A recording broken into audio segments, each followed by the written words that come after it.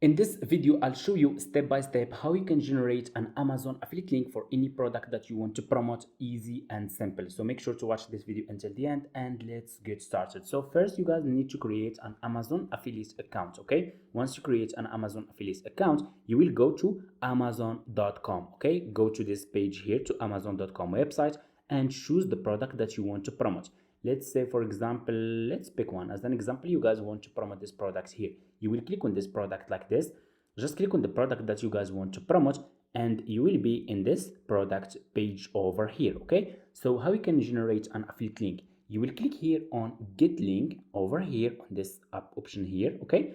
And here you go. This is your Amazon affiliate link. You will copy this link like this. You can copy this link, and that's how you can generate an Amazon affiliate link. And you can go and promote this product and promote this affiliate link on social media platforms to earn commissions, okay? Thank you so much for watching. That's how you can generate an Amazon affiliate link, and see you in the next one.